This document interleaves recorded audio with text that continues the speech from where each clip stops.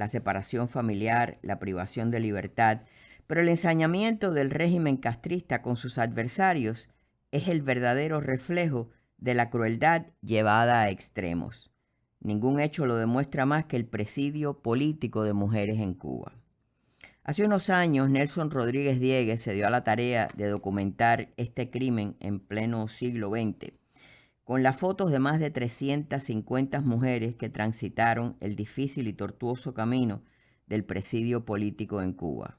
No son todas, pero sus rostros, número de causa y años cumplidos bastan para decirle al mundo que en ningún otro lugar del planeta ha ocurrido semejante fenómeno de mujeres padeciendo 10, 15 y hasta 19 años en condiciones infrahumanas.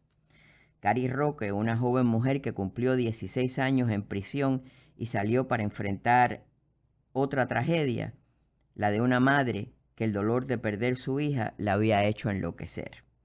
Annette Escandón, una joven madre que la arrestaron a su esposo y cuando vinieron por ella en la madrugada, sus 3 pequeños hijos de 5 y 3 años y el menor de 6 meses quedaron solos y lo único que pudo hacer fue gritar en medio de la noche mientras era golpeada para que alguien se ocupara de ellos. 10 años permanecieron aquellos niños en casas de amistades y amigos mientras ambos padres cumplían sus condenas. Gloria Argudín, niña mimada que a los 19 años salió a pelear junto al líder estudiantil Porfirio Ramírez, fusilado junto a 4 de sus compañeros y se enfrentó como una fiera a los abusos, las golpizas y el sadismo de sus carceleros para amedrentarla, y la fusilaron con balas de salva. Gladys Ruiz Sánchez, que fue a prisión junto a toda su familia. Carmen Veloso, que fue separada de sus pequeños hijos y aún no entienden por qué el amor por algo llamado Cuba causó aquella lacerante separación. Nilda Díaz, que cumplió 16 años. Nereida Polo, 17. La doctora Ana Lázara Rodríguez cumplió 19 años. Y después vinieron nuevas generaciones como Carmen Arias, Ileana Curra y tantas otras que siguieron el valiente ejemplo de mujeres que han dejado sus nombres en la historia de Cuba escritos con sangre.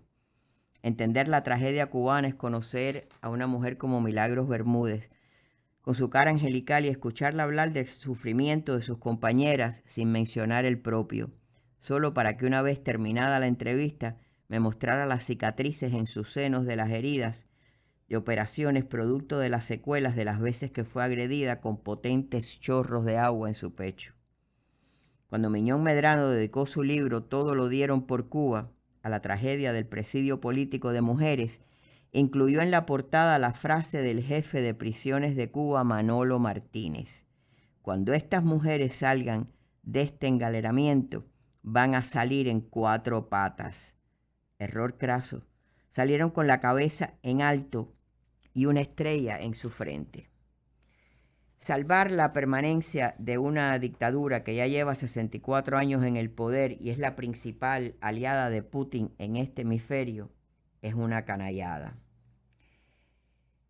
Si no aprenden a respetar a las víctimas, jamás podremos levantar la cabeza como nación.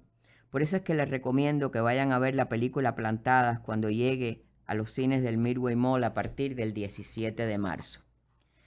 Cuando el pasado domingo se estrenó Plantadas, no solo vi un excelente film que recuenta la tragedia que tantos han preferido ignorar. Vi a Lisita del Busto en silla de ruedas, pero con una sonrisa de lado a lado, porque al fin se contaba la historia. Y su silla la empujaba su esposo, Ramón Conte, prisionero de Girón, que cuando liberaron a la brigada, Fidel Castro lo dejó por 25 años más, como mismo hizo con Montero Duque.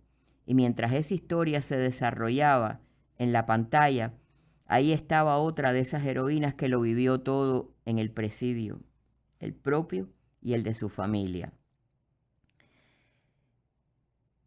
Vio a su hermana ir a prisión, vio a su esposo Rino Puig durante 17 años en las cárceles, el fusilamiento de su cuñado Ñongo Puig, el encarcelamiento de primos y el de su propio hermano Eddie Arango, la separación de sus hijas, y cuando fue puesta en libertad no salió en un avión hacia Miami. Le esperaba un trabajo en las canteras porque tenía que sobrevivir y atender en lo que podía a su esposo, que todavía estaba preso.